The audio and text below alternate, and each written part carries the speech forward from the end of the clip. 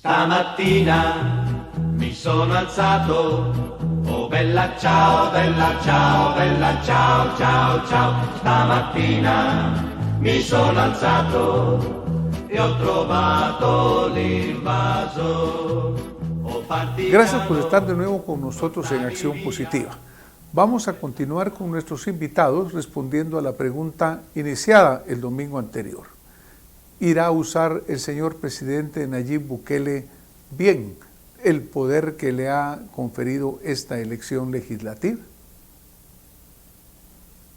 Oigamos lo que dicen nuestros invitados. Embajador Ibarra, yo antes de darle la palabra voy a recordar que en algún momento, a los 2 o 3 meses de estar él en la presidencia, expulsó a diplomáticos venezolanos porque habló de una interferencia de Venezuela. Pero obviamente este autoritarismo que se le conoce, esta falta de rendición de cuentas, es un hecho también conocido. ¿Qué piensa usted, señor embajador Ibarra? La tentación al poder absoluto es muy grande. Realmente, en el pasar de los años, en mi vida política, en el ámbito internacional, he tenido la oportunidad de conocer a muchos presidentes. Y a muchos los he conocido como candidatos, los he conocido en el ejercicio del poder y los he conocido después, los he visto después. Obviamente estamos hablando de 3 personas totalmente distintas. Pero todos son una cosa de candidatos e igualmente son diferentes ya en el ejercicio del poder. Claro, en esta oportunidad tenemos a un hombre que se ha enfrentado al Congreso porque ha tenido minoría y obviamente no le han aprobado las cosas que él ha querido. Y bueno, ya explicaron mis compañeros qué hizo hace un año. Ahora decimos, ¿qué pasará hoy que tiene el poder absoluto? Yo creo que hay experiencias en la región y en Guatemala la tuvimos en 1993 con el presidente Serrano queriendo tomar el poder total y provocó un autogolpe. E igual lo hizo Fujimori en su momento en Perú. Sin embargo, hoy estamos hablando, en algún caso, 30 años después, 20 y pico de años después. Sin embargo, el peligro del que ustedes hablan está latente. Si bien es cierto, es un hombre muy hábil, que tendrá sin duda algunos reparos de la prensa independiente, si es que lo existe, el Faro, sí. Pero que será muy difícil, que serían sus contrapesos, e inclusive algunos tanques de pensamientos que podrían cuestionarle la situación si quisiera desviarse en esa dirección. Sin embargo, se me ocurre pensar que no va a escapar la tentación de modificar la Constitución teniendo el poder para hacerlo, de una reelección inmediata para gobernar por lo menos 10 años, y yo creo que en este momento la gente le va a dar ese beneficio sin ningún reparo. ¿Por qué? Porque miren, después de 30 años de gobierno de 2 partidos, la gente después de los 12 años de una guerra cruenta no entró realmente a una democracia plena.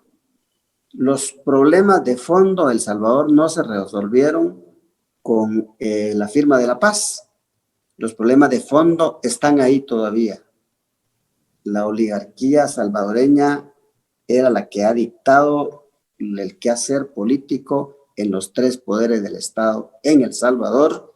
Y hoy creo, en estos 2 años que tiene el presidente Bukele de estar, o menos de 2 años de estar, yo creo que la gente sintió que llegó alguien que por lo menos les está dando algo. Y tiene la sensación de que él es honrado, y lo dijo hace poco, 450 millones hemos invertido en educación, y esto se logra cuando no se roba.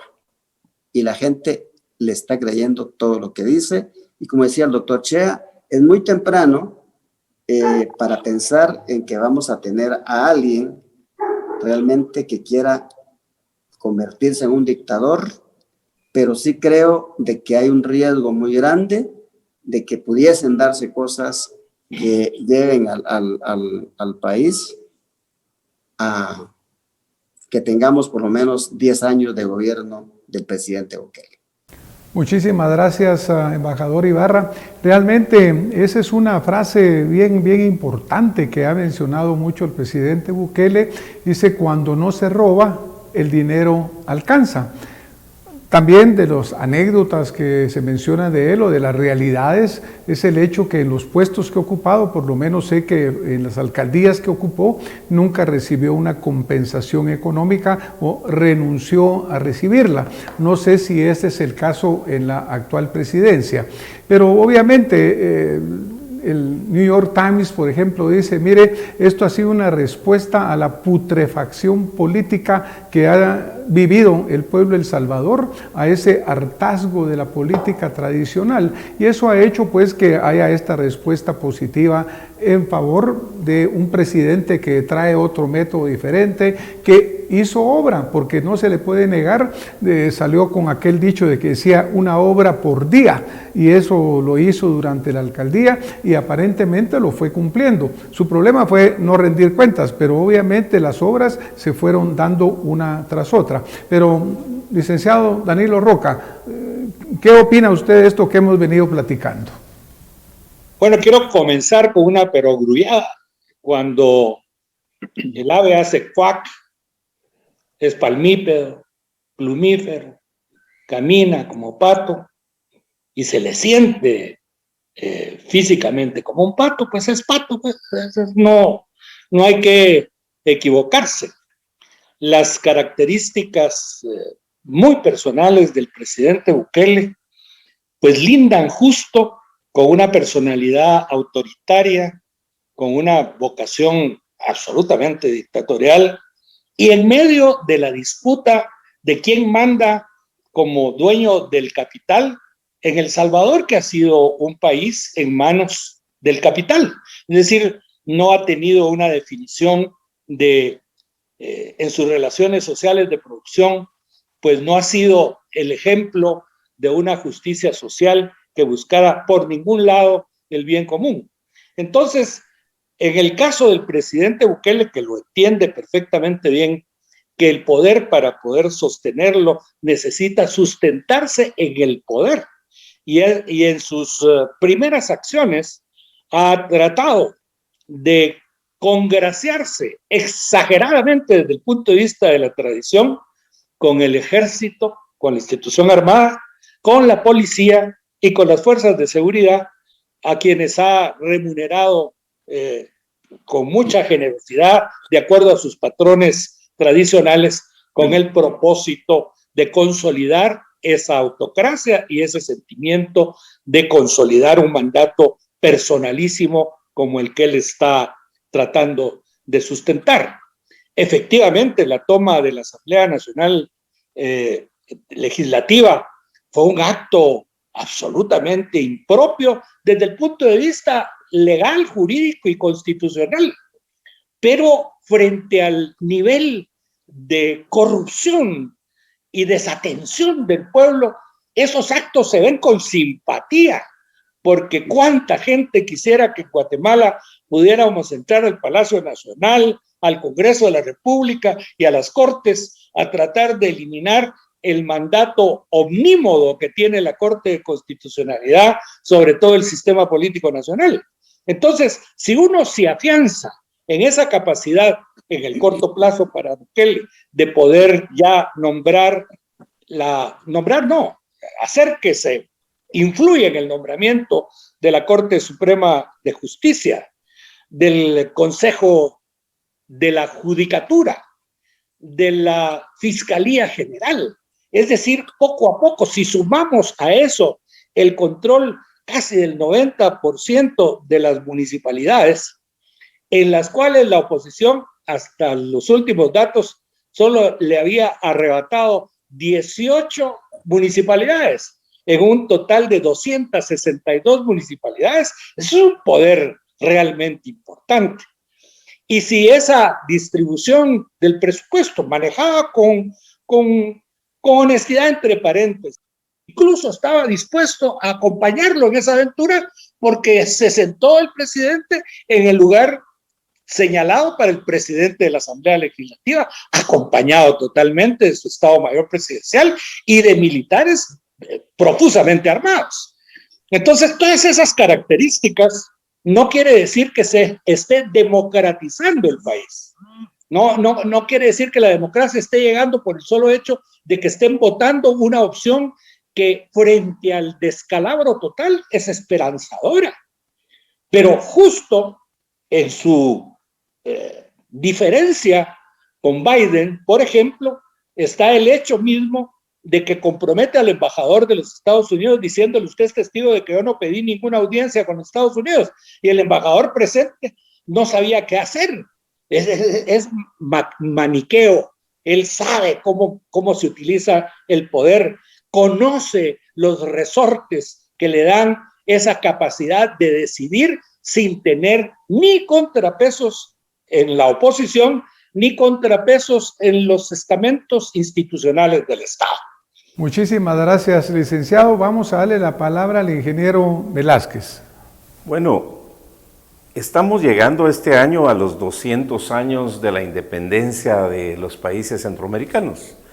Este es un año para trabajar en equipo, para celebrar, para actualizar nuestro plan estratégico para el desarrollo de la región de los próximos 100 años y para armonizar. Pero recordemos que el presidente Bukele no asiste a las reuniones convocadas por el SICA, Sistema de Integración Centroamericana. Deja plantados a los presidentes.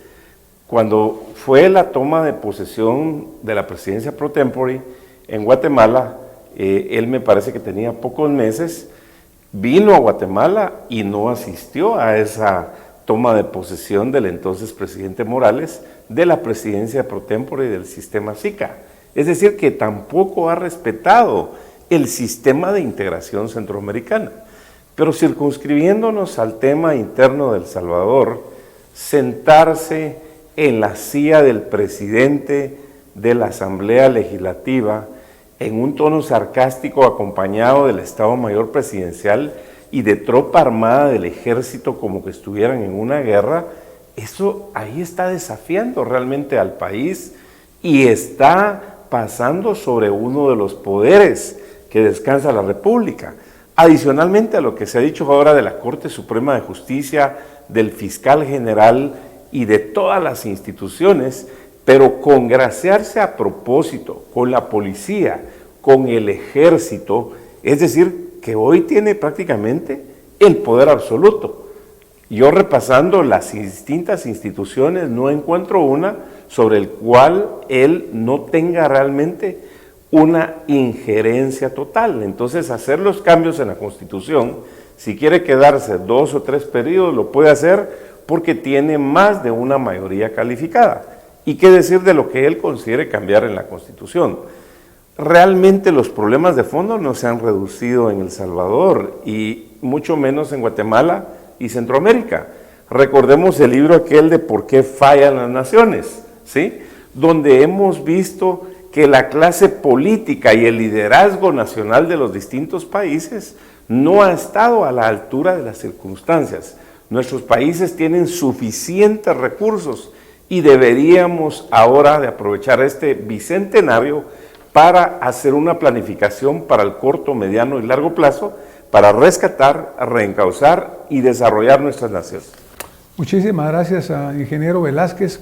Bueno, pues obviamente hemos hablado de un fenómeno político que usa los medios en una forma extremadamente hábil, que ha logrado una gran popularidad innegable, reflejado en las urnas y reflejado pues obviamente en los medios frecuentemente. Ya mencionaba el licenciado Danilo Roca, pues que obviamente sus rasgos de autoritarismo ahí están.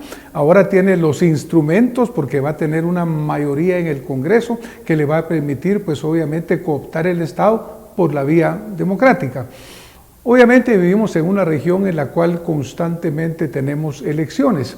Cuando el presidente Bukele rompe el molde, obviamente está también llevando un ejemplo a otros líderes en otros países. ¿Será que vamos a visualizar nosotros nuevos líderes que están buscando seguir ese camino? Vamos a ver de nuevo líderes populistas, como ya hemos visto algunos acá en Guatemala, pues que hacen una serie de shows mediáticos para darse a conocer. ¿Será ese el camino que vamos a seguir? Tenemos ya pocos minutos para terminar, entonces me gustaría preguntarles, ¿será que ese tipo de populismo y uso mediático va a ser la nueva forma de hacer política? Embajador Chea Urruela.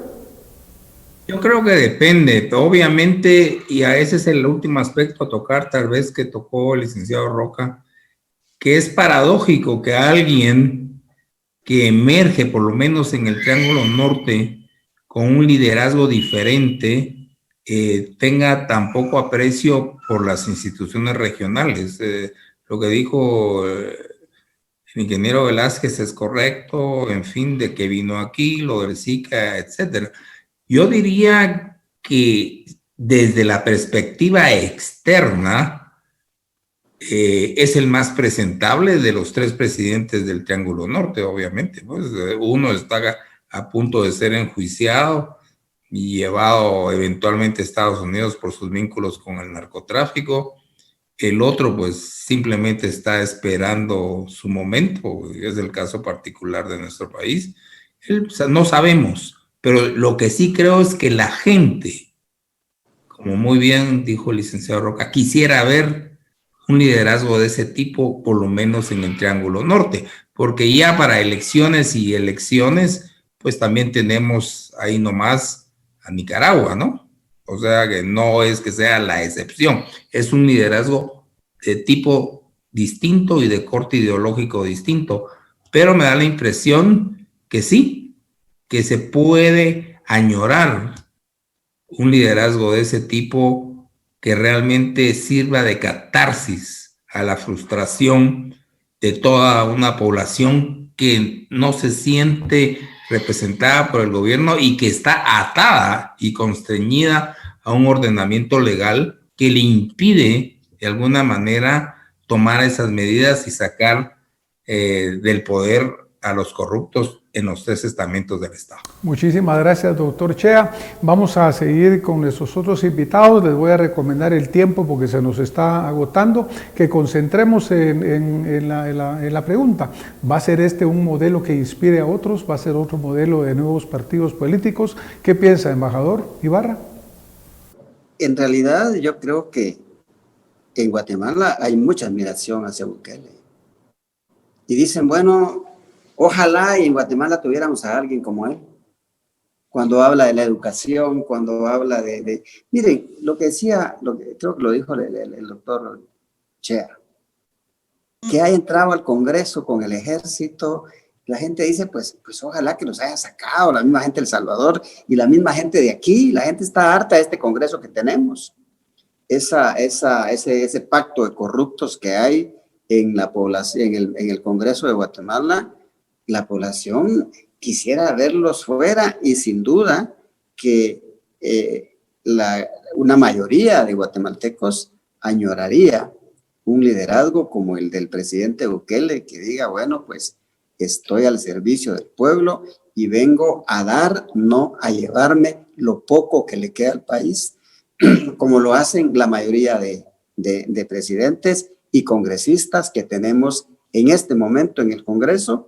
Sin duda que puede ser un reflejo o el anhelo de muchos dirigentes en nuestra región, imitando este liderazgo que ha aparecido en menos de 3 años, llegando a la presidencia y hoy teniendo el control absoluto de la Asamblea, prácticamente teniendo el poder de los 3 poderes del Estado en El Salvador. Muchísimas gracias, señor embajador. Le vamos a dar la palabra al licenciado Danilo Roca, recordándole que estamos ya cerca del final para que concentremos el comentario. Yo le dije al doctor Chea y a Mike que fueran más prudentes con el tiempo. Bueno, pero en fin, nos toca decir adiós a nosotros, pensando que en Guatemala y el resto del llamado Triángulo Norte, que para mí es impropio, porque es una manera de dividir la región logrando los propósitos de los enemigos de la integración. Pero justamente una personalidad como la de Bukele, que puede atraer el respaldo popular y puede crear las condiciones de cambios, luciría esperanzador, siempre y cuando se basara en el mantenimiento fundamental de la República y no en liderazgos personales efímeros que por lo regular tienen la tendencia a transformarse en dictadores.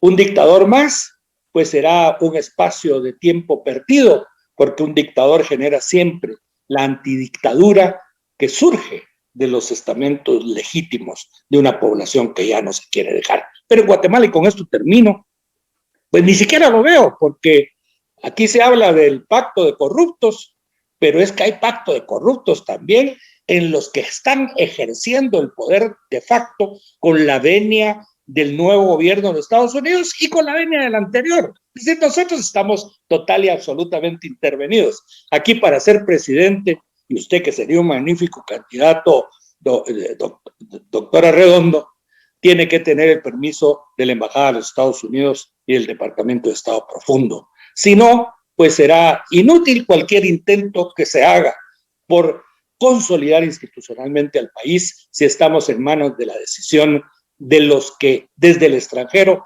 dirigen nuestro sufrido país, y ni siquiera estadounidenses, ¿eh?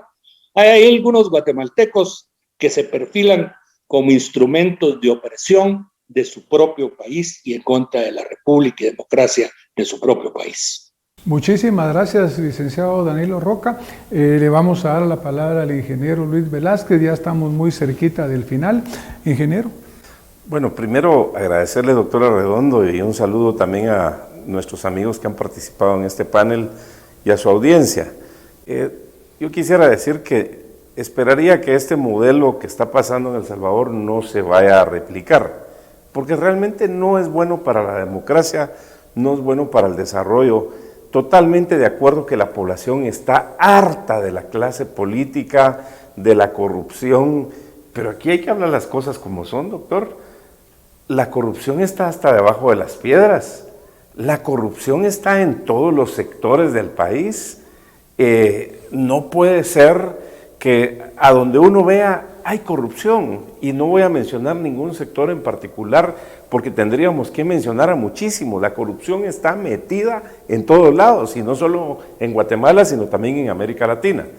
Aquí lo que tenemos que hacer es buscar liderazgos genuinos, con voluntad, con propuestas, pero sería muy peligroso que un alcalde que se viste de Iron Man y pudiera aparecer y que se mete a las peleas y que le dan de box, y después, ¿qué puede esperar realmente la población de un candidato en ese sentido? También queremos que la población vaya despertando y que vea realmente el perfil, la experiencia, los conocimientos, las propuestas que se tienen.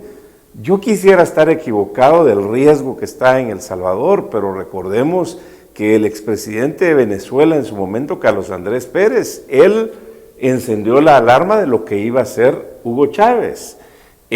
Otros personajes también en Nicaragua en su momento encendieron la alarma de lo que iba a ser Daniel Ortega, y así sucesivamente. Entonces no queremos más dictaduras, queremos libertad, queremos propiedad privada, Estado de Derecho, un desarrollo, queremos inversiones, queremos empleos, queremos oportunidades.